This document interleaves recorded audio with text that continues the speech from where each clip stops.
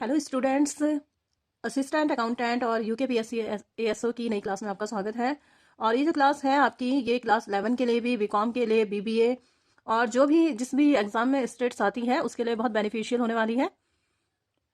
तो इसकी जो सीरीज़ है वो मेरे चैनल पर अवेलेबल है और मैं उसे डिस्क्रिप्शन में भी दे दूँगी, तो वहाँ से जाकर आप चेकआउट कर लेंगे। एक बात और मैं आपको बता देती हूँ कि ये जो ग्राफिकल और डायग्रामेटिक प्रेजेंटेशन ऑफ डेटा आज मैं पढ़ा रही हूँ, इसके कुछ ग्राफिक्स और डायग्रामेटिक प्रेजेंटेशन का तो पूरा जो आगे की प्रोसीजर है वो मैं नेक्स्ट वीडियो में पढ़ाऊंगी, क्योंकि काफ़ी लेंदी ये वीडियो हो जाएगी नहीं तो। और इसमें हम सिर्फ इतना देखेंगे, ग्राफिकल तो मैं करवा दूंगी, उसके 2-3 स्टेप रह जाएंगे, वो मैं नेक्स्ट वीडियो में करवाऊंगी। और डायग्रामेटिक का केवल मैं इंट्रोडक्शन इसमें आपको दूंगी। ठीक है, तो चलिए स्टार्ट करते हैं क्लास। तो सबसे पहले देखो, इसमें ये आपका सिलेबस है एएसओ का। फिर से मैं एक बार आपको क्लियर करवा देती हूँ, जिसमें मैंने stats, definition, scope, functions, limitation, distrust and misuse complete करवा दिया है, कलेक्शन ऑफ डेटा करवा दिया है, primary data, secondary data, elementary idea of sampling करवा दिया है, क्लासिफिकेशन करवा दिया है, टेबुलेशन करवा दिया है, फ्रीक्वेंसी डिस्ट्रीब्यूशन करवा दिया है। और आज हम स्टार्ट कर रहे हैं presentation of data, graphical and diagrammatic. इसके बाद आपका मेजर्स ऑफ सेंट्रल टेंडेंसी चलेगा, मेजर्स ऑफ डिस्पर्सन चलेगा, इंडेक्स नंबर चलेगा। और इस तरह से ये आपका पूरा सिलेबस है 50 मार्क्स का, जो आपका क्लियर मैं करवा दूंगी।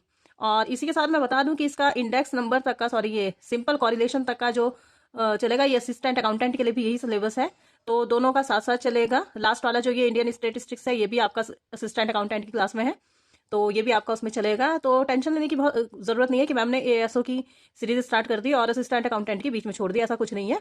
मैं टाइम मैं उसमें भी इसको इंक्लूड कर रही हूँ, और जो बाकी का सिलेबस होगा वो भी हम करते रहेंगे। तो तैयारी में लगे रहिए, तैयारी में इसलिए भी लगे रहिए कि जब एग्जाम एकदम से नजदीक आ जाएगा तो फिर आप कुछ नहीं कर पाएंगे। तो अभी एएसओ की वैकेंसी एग्जाम के लिए भी कम से कम जून में प्रस्तावित बोला है उन्होंने शायद, तो मे भी जून में हो जाएगा, नहीं तो आपका जुलाई या अगस्त में तो एग्जाम होना ही है। तो आपके पास ऑलमोस्ट आप ये मान के चलिए कि 3 मंथ्स हैं, और 3 मंथ में आपको पूरा कंप्लीट करवाना है, जिसमें से मैं पूरी कोशिश कर रही हूँ कि मार्च मिड तक या मार्च लास्ट तक मैं आपका पेपर 1 कंप्लीट करवा दूँ। और ये देखिए, ये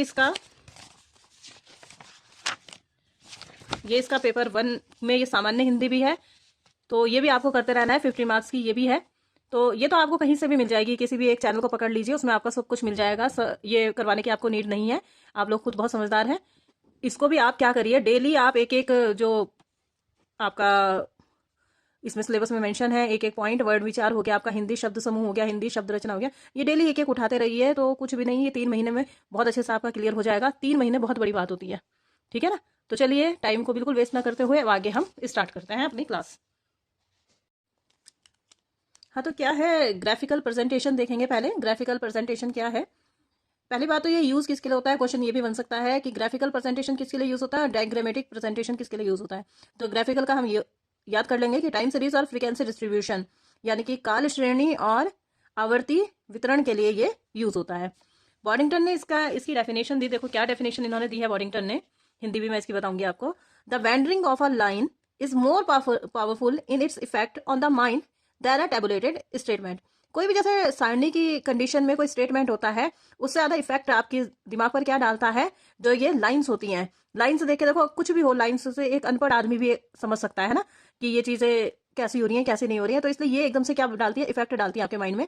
it shows what is happening, ये दिखाता है कि क्या हो रहा है, and what is likely to take place, और क्या होने वाला है, just as quickly as the eye is capable of working. जो आपकी आंखें हैं वो इसे देखने में एकदम से कैच कर लेती हैं। तो यही होता है ग्राफिकल प्रेजेंटेशन। आपको भी पता है, जब आप कुछ भी टेबल की फॉर्म में भी देखते हैं तभी बहुत अच्छे से समझ में आ जाता है, लेकिन अगर आपको एकदम से ग्राफिक्स में कोई चीज दिखा दी जाए तो आपको एकदम से ही समझ में आ जाता है। एक बार आपने देखा, आपको एकदम समझ में आ गया। तो यही चीज कह रहे हैं ग्राफिकल प्रेजेंटेशन के लिए। होता किस पे है, ग्राफ पेपर पर होता है। कैसे होता है, लाइंस और पॉइंट्स के थ्रू होता है, यानी कि इसमें लाइंस डलती हैं और पॉइंट्स के थ्रू ये होता है। एडवांटेजेस देख लेते हैं इसके। एडवांटेजेस क्या है, एडवांटेजेस इसके ये हैं, presentation of time series and frequency distribution. इससे क्या होता है, काल श्रेणी और आवर्ती वितरण को प्रेजेंट किया जाता है। स्टैटिस्टिकल एनालिसिस करने में क्या होती है, आसानी हो जाती है। आप जितने भी आपके पोजिशनल मीडियम्स हैं उन्हें डिटरमाइन करने में आसानी हो जाती है आपको। Assistant in forecasting and interpolation, अंतर्गणन करने में और आगे की चीजें देखने में भी ये बहुत सहायक होता है। कॉरिलेशन और रिग्रेशन एनालिसिस, भाई टेंशन मत लेना, ये अभी आगे पढ़ाना है मुझे, कॉरिलेशन भी, रिग्रेशन एनालिसिस क्या चीजें हैं, बस इतना ध्यान रखिए। इसका अध्ययन करने में भी ये सहायक होता है। इससे आपको कंपैरिजन की फैसिलिटी मिल जाती है और अंडरस्टैंड करने में ये ईजी हो जाता है। ऐसे देखो एक डेफिनेशन है हबर्ड की, ये मैंने हिंदी में जानबूझ के लिखी क्योंकि हिंदी वालों को बहुत मेरे से वो रहता है कि मैम इंग्लिश में ही पढ़ाती हैं। तो चलिए देखिए हबर्ड ने क्या कहा, और मैं लिख एक में ही सकती हूँ, या तो मैं हिंदी में ही लिख सकती हूँ या इंग्लिश में ही, क्योंकि हैंड रिटन नोट्स है, मैंने आपको पहले भी बताया था।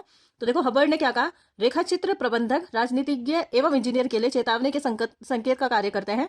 वे मूल्यांकन, सांख्यिक तथा प्राणी शास्त्र विशेषज्ञों को अत्यंत उपयोगी विवरण प्रदान करते हैं और विज्ञान, प्रौद्योगिकी तथा औद्योगिक क्षेत्र में शोध व अनुसंधान के शक्तिशाली साधन है। तो इसमें से भी कोई एक दो पॉइंट आप उठा लेना, आपको ध्यान रहेगा कि ये हबर्ड ने कहा है। ऐसे ही बॉडिंगटन से कोई एक दो पॉइंट उठाना और आपको याद रहेगा कि ये बॉडिंगटन ने कहा है। तो चलिए ये तो हो गई बात इसकी इंट्रोडक्शन की, इसकी डेफिनेशंस की। अब आ जाते हैं इसके डीमेरिट्स क्या है। यूजफुलनेस हमने इसकी देख ली है, अब डीमेरिट्स और इसकी लिमिटेशंस देख लेते हैं। देखो इससे हमें रियल वैल्यूज जो होती हैं, जो वास्तविक मूल्य होता है, उनका नहीं पता चल पाता। कई बार ऐसा होता है कि आपको पॉइंट लगाना था यहाँ, लेकिन आपने पॉइंट लगा दिया यहाँ, है ना, तो इससे क्या हो जाता है, मिस यूज, रियल वैल्यू नहीं पता चल पाती। इम्पॉसिबिलिटी ऑफ न्यूमेरिकल एक्यूरेसी, भाई न्यूमेरिकल एक्यूरेसी इसमें होगी नहीं होगी कुछ नहीं कह सकते। Not possible to present for proof of any fact, कुछ भी फैक्ट का अगर आपको प्रूफ देना है तो ये प्रेजेंट नहीं किया जा सकता। कम अट्रैक्टिव होता है, किसके कंपैरिजन में, डायग्राम के कंपैरिजन में ये कम अट्रैक्टिव होता है, इसमें कठिनाई होती है कभी कभी समझने में, अनकम्प्लीट भी ये रहता है और इसका मिसयूज भी किया जा सकता है। तो ये थी इसकी डिमेरिट्स और लिमिटेशंस। बात करते हैं डिफरेंस की, ग्राफिक्स और डायग्रामेटिक में क्या डिफरेंस होता है ना, ये देख लेते हैं। सबसे पहले कंस्ट्रक्शन के बेस पे देख लेते हैं। कंस्ट्रक्शन के बेस पे जो ग्राफिक्स हैं वो बनते हैं ग्राफ पेपर पर, और इसमें डॉट्स वगैरह यूज होता है ना। ये डायग्रामेटिक जो होते हैं वो सिंपल पेपर पर बनते हैं, rectangles, square, circles, pie chart, ये सब इसमें यूज होते हैं। ग्राफिक्स इजी होते हैं, डायग्रामेटिक हार्ड होते हैं। ग्राफिक्स किसके लिए यूज होते हैं, टाइम सीरीज और फ्रीक्वेंसी डिस्ट्रीब्यूशन के लिए, जबकि डायग्रामेटिक किसके लिए, स्पेशल सीरीज के लिए यूज होता है। ग्राफिक्स का एल्जेब्रिक रिलेशन है टू वेरिएबल्स के बीच में, जो दो वेरिएबल्स होते हैं, दो चर होते हैं, उनके बीच में क्या होता है, रिलेशन होता है इसमें ग्राफिक्स में। डायग्रामेटिक में क्या होता है, to make easy comparable study, comparison करने वाली जितनी भी अध्ययन है उसे ये इजी बनाता है। ग्राफिक्स होते हैं स्पेशलिस्ट के लिए और डायग्रामेटिक होते हैं कॉमन पीपल के लिए। ग्राफिक्स की जो सिग्निफिकेंस है वो हाई है, डायग्रामेटिक की लेस है। पोजिशनल एवरेज के लिए ग्राफिक्स यूजफुल होते हैं और डायग्रामेटिक यूजफुल नहीं होते। तो ये आपको याद ही करनी है ताकि आप एग्जाम में आए तो आप अच्छे से इसको कर ले जाएं। अब ये देखो, ये होते हैं, आपने बहुत पहले भी पढ़े होंगे, क्वाड्रेंट्स बोलते हैं इनको, चतुर्थांश पढ़े हैं, है ना। ये प्लस प्लस वाला होता है क्वाड्रेंट्स, ये होता है plus minus, minus minus, minus plus, है ना, ये होता है। अच्छा इसमें क्या इंपॉर्टेंट है, इसमें ये मैंने आपको क्यों बताया, वैसे कुछ नहीं, नॉर्मल कोई आपका डायग्राम या ग्राफिक्स बनाने के लिए थोड़ी आएगा, लेकिन मैंने इसलिए आपको बताया कि आप याद रखेंगे कि वाई को ऑर्डिनेट भी कहता है।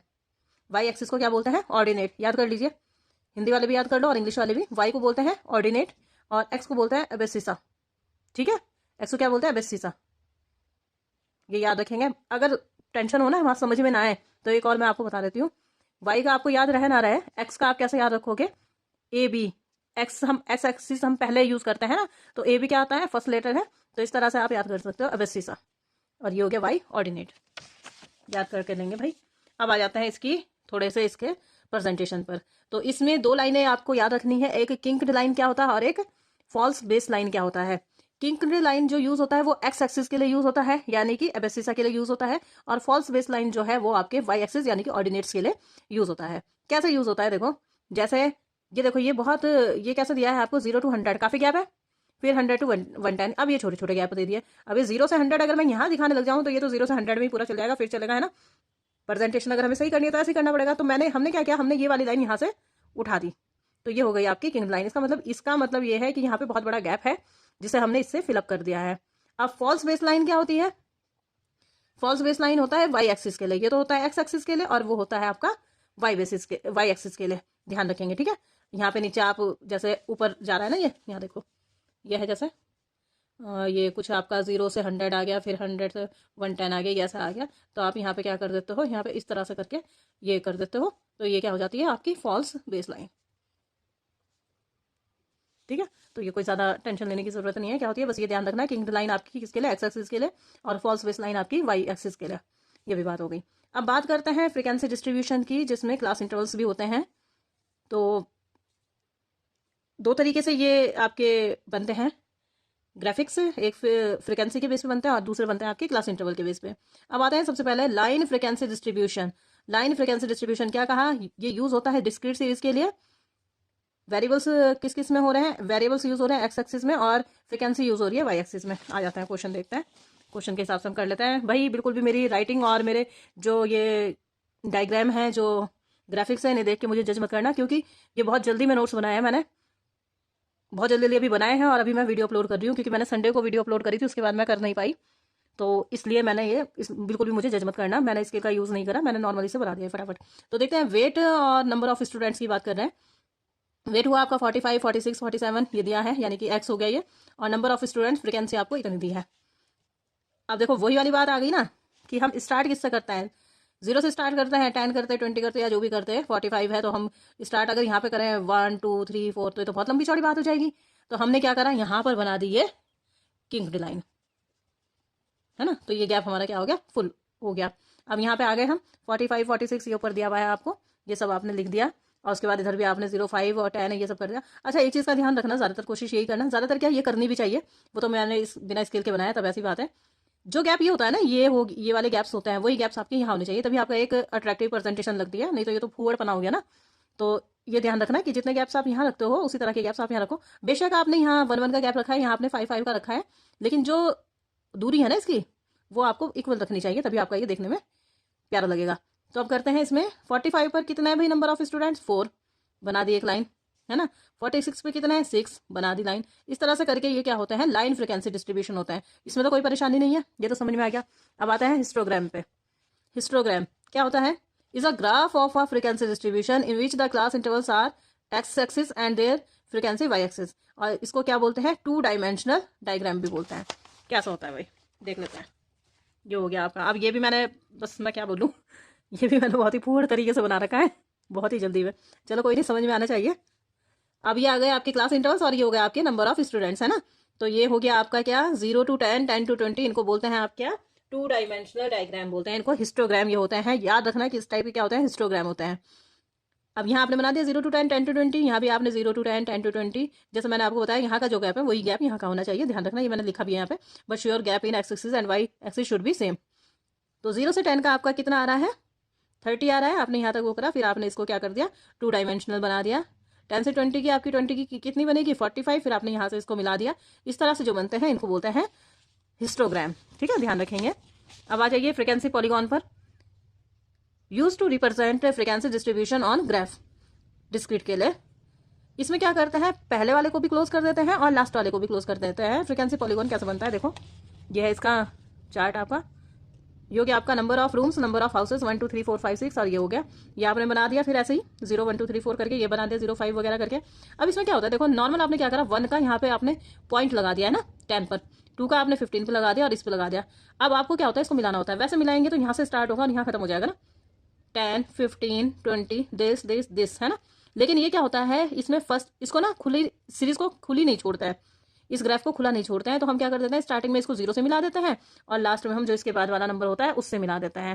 देखो 7 है तो नहीं, कहीं नहीं है ना, लेकिन क्या करते हैं, मिला देते हैं, इससे ये क्या हो जाता है, ये फर्स्ट भी क्लोज होगा इसका और एंड भी इसका क्लोज हो जाता है। ये होता है आपका फ्रिक्वेंसी पॉलीगॉन। अब आ जाते हैं फ्रिक्वेंसी कर्व में।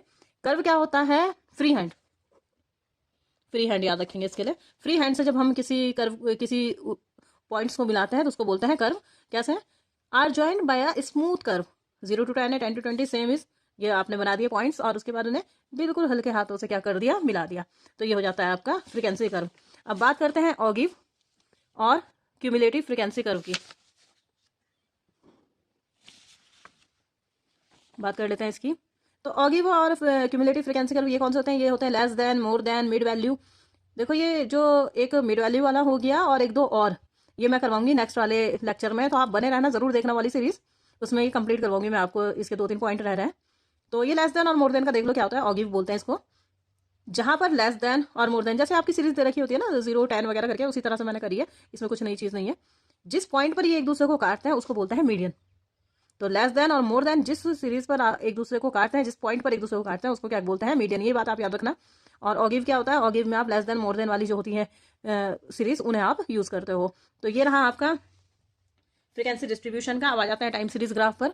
तो इसमें भी 1 वेरिएबल ग्राफ होता है और 2 वेरिएबल ग्राफ, कुछ नहीं है, ईयर सिंपल बनाया जैसा आप बनाते ही हो, ये आपने बनाया अपना छोटा सा ग्राफ और इस पर आपने 2014 15 इस तरह से करके लिखा है, और ये 60 पर बना दिया, ये आपने 19 पर बना दिया, इसी तरह से सिंपल बनता है time series graph, 1 variable graph. और 2 वेरिएबल ग्राफ में क्या होता है भाई, 2 वेरिएबल ग्राफ में ये होता है कि आपको 2 वेरिएबल्स दे रखे हैं। तो जैसे अगर सपोज आपको वीट दिया है और राइस दिया है, तो वीट को आप ऐसा ऐसा करके दिखा दो, और आपको राइस दिया है तो राइस को आप थोड़ा डॉटेड में दिखा दो, या क्या करो कलर अलग कर दो, इसको रेड में करा आपने, इसको ग्रीन में कर दो, है ना। तो ये इस तरह से हो जाता है, इसमें कोई भी नई चीज़ नहीं है।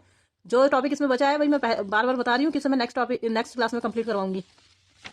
अब आ जाते हैं डायग्रामेटिक, क्योंकि जब मैंने ये नोट्स बना लिए उसके बाद मुझे याद आया कि 2-3 और इसमें इंपॉर्टेंट होते हैं, और मैं यहाँ करना उसे भूल गई थी, वो मैं करवा दूंगी आपको, है ना। अब आ जाते हैं डायग्रामेटिक प्रेजेंटेशन ऑफ डेटा। किसने शुरुआत करी भाई इसकी शुरुआत करी है विलियम प्लेफेयर ने। कैसे करी, उन्होंने जो अपनी बुक थी उनकी एक commercial and political Atlas, important है याद रखेंगे, 1801, क्या नाम था, कमर्शियल एंड पॉलिटिकल एटलस 1801, किसकी बुक थी, विलियम प्लेफेयर की। उन्होंने इसमें बहुत सारे डायग्राम्स का यूज करा। अब बस उसी के बाद जितनी भी बुक्स बनने लगी उनमें डायग्राम्स का यूज होने लगा, और इस तरह से ये चलन में आ गया। तो इसलिए इसका जो जनक है वो किसे माना जाता है, विलियम प्लेफेयर। याद ना रहे तो ऐसे याद रखना, डायग्राम बनाना हमारे लिए क्या होता है, खेल सा होता है ना, और खेल को इंग्लिश में क्या बोलते हैं, प्ले। तो अपना जो खेल है उसे फेयर करो, यानी कि प्ले फेयर, और ये हो गया आपके डायग्रामेटिक प्रेजेंटेशन के दादा। अब देखो इसके बारे में इन्होंने क्या बोला, अ लेमैन, एक नॉर्मल बंदा, can not understand the tabulated data easily, वो आराम से क्या होता है टेबुलेटेड डेटा को समझ नहीं पाता, but with a single glance of the diagram one gets complete picture of the data presentation. लेकिन जब आप एक ही नज़र से डायग्राम को समझ लें और पूरी की पूरी कंप्लीट पिक्चर आपके सामने आ जाए, तो यही मेथड क्या कहलाता है, यही मेथड कहलाया जाता है डायग्रामेटिक प्रेजेंटेशन। ये इजी सिंपल होता है और आसानी से समझ में आ जाता है। यूटिलिटी और इंपॉर्टेंस क्या है इसकी भाई, देख लेते हैं। सिंपल होता है, इंटेलिजेंट प्रेजेंटेशन होती है डेटा की, लंबे समय तक आपको याद रहता है, बहुत ज़्यादा अच्छी एजुकेशन की आपको ज़रूरत नहीं है इसमें, आराम से समझ में आ जाता है। टाइम और मेहनत की बचत हो जाती है, लेबर की बचत हो जाती है, अट्रैक्टिव होता है, इंप्रेसिव होता है, कंपैरिजन करने में भी हेल्पफुल होता है, और समराइज कर लेता है डेटा को। और लिमिटेशंस क्या होती है इसकी भाई, लिमिटेड एक्यूरेसी है, क्योंकि बिल्कुल शुद्धता तो इसमें होती नहीं है, मैंने पहले भी बताया आपको, उसमें भी नहीं होती फ्रीक्वेंसी वाले में, और इसमें भी नहीं होती। और difficulty in presentation of minor and extra in large differences, जब बहुत छोटे और बहुत ज़्यादा लंबे डिफरेंसेस हो तो उसमें बहुत परेशानी होती है इसमें। लिमिटेड कंपेरेबिलिटी होती है, लिमिटेड आप कंपेयर कर सकते हो। मल्टीपल रिप्रेजेंटेशन में डिफिकल्टी होती है, इजीली मिसयूज हो जाता है इसका भाई, कोई भी कुछ भी कर सकता है इसमें, इसका कोई सब्सटीट्यूट नहीं है, ये टेबल का सब्सटीट्यूट नहीं माना जाता, और जनरल पब्लिक के लिए ये यूजफुल होता है। और गाइडलाइन क्या है इसकी, जनरल भाई इसका टाइटल जो है वो बहुत उचित होना चाहिए। डायग्राम का साइज आपको देखना है कि कहीं ऐसा ना बहुत बड़ा साइज आपने ले लिया, उसके लिए नीड भी नहीं थी। Proportion between with and height, ये जो मैंने पहले भी आपको बताया कि आपकी जो हाइट है और विथ, इनके बीच में वो होना चाहिए, मेरी तरह मत बना देना जैसा मैंने बनाया उल्टा सीधा ना। स्केल, इंडेक्स भी इसका अट्रैक्टिव होना चाहिए, प्रेजेंटेशन एक्यूरेसी होनी चाहिए, इसमें सिंप्लीफाई सिलेक्शन होना चाहिए। आपको पता होना चाहिए कि किसी भी सीरीज के लिए आपको कैसा डायग्राम यूज करना है ना, ये आपको पता होना चाहिए। तो इसके जो टाइप्स हैं वो आपको मैं नेक्स्ट क्लास में करवाऊंगी। तब तक के लिए बने रहिए मेरे साथ, और चैनल को जरूर सब्सक्राइब कर लीजिए, इसी तरह की मजेदार वीडियोस आपके लिए आती रहेंगी, पढ़ने में भी दिल लगेगा, और 2-4 बार जब आप देख लेंगे इसको क्लासेस को तो आपको मजा भी आने लगेगा। तो मिलता है नेक्स्ट क्लास में, तब तक के लिए bye bye, take care, all the best.